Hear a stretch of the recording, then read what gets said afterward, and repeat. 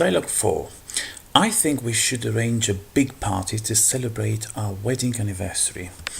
First of all, it is used should, which implies advice.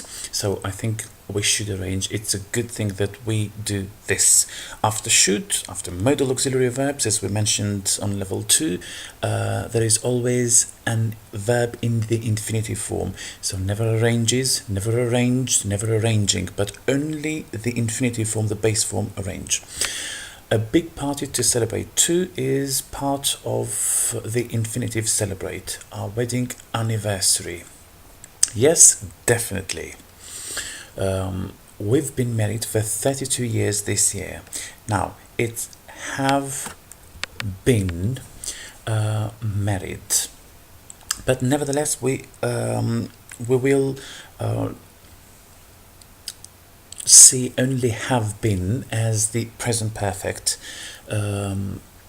Why is it used the present perfect? Because it is talking about 32 years up to this very point.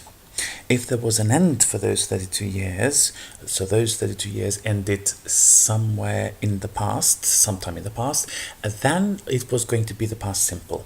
So if you change have been, the present perfect, which now relates the past with the present because the couple are still married, if we changed it into the past simple, we were married for 32 years. This year, of course, was not going to be used. It means like they are not married now. One of those two has died or they have divorced. They are divorced. So have been married. So the present perfect implies they still are right now. So it relates the past with the present. The past simple implies they are not anymore for whatever reasons. It doesn't seem like 32 years, but look carefully. Now, the other person does not use the present perfect anymore. It does not use the past, of course, but it uses the present simple. It doesn't seem like 32 years. Why? Because now the person is concentrating on the fact. Like all this period of time, to me, does not seem like 32, but it seems like 10 years or 15 years. It seems like less. So we are not concentrating whether there is a relation between the present and the past.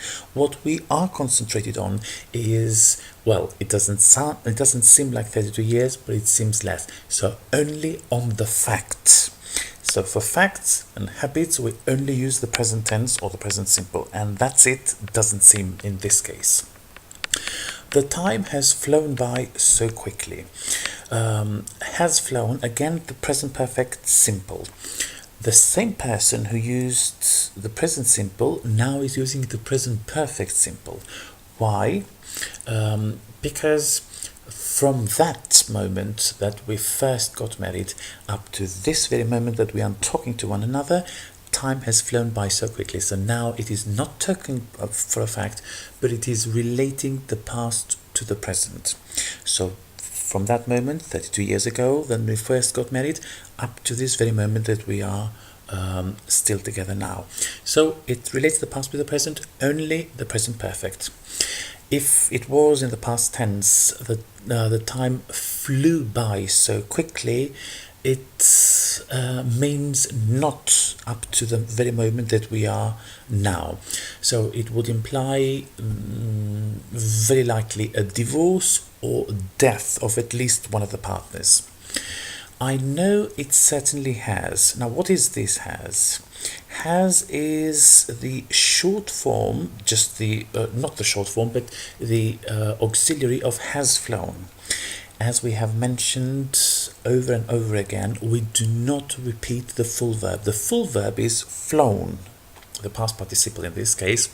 You do not say, I know it certainly has flown. It certainly has flown by, because it's like a repetition. It sounds very childish, like you do not have vocabulary, you do know even the basic rules of language. So therefore, we only repeat the auxiliary, never ever repeat the full verb.